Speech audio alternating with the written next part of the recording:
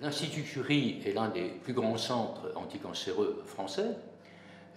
Il est caractérisé par le fait qu'il y a une association, une collaboration très étroite entre deux parties.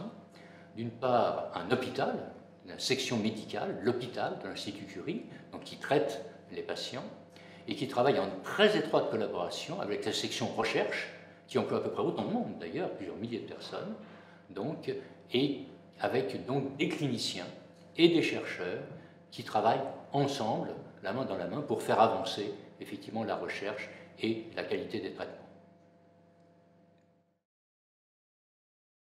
Alors, la curithérapie prostatique a beaucoup évolué déjà en qualité et aussi en nombre de malades traités durant ces 20 dernières années.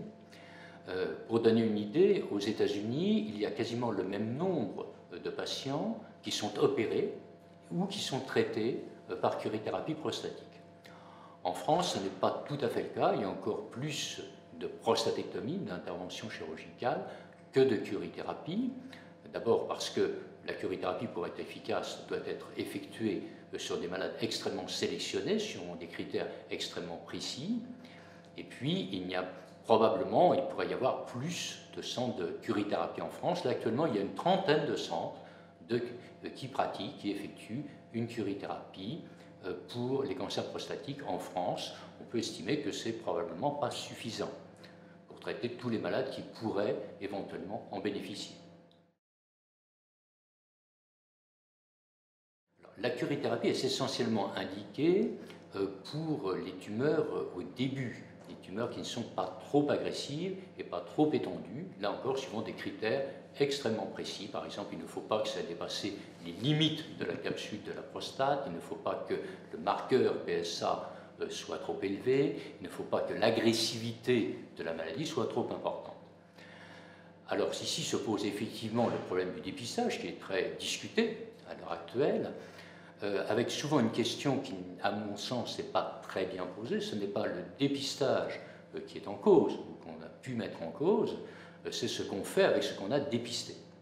Et probablement, dans la décennie précédente, on a parfois surtraité certains patients. Et pas seulement d'ailleurs en chirurgie. On a surtraité peut-être en radiothérapie externe, en curithérapie, tout simplement parce que des formes extrêmement mineures, minimes, peu agressives, on n'était pas absolument forcé de les traiter, on aurait pu simplement les surveiller.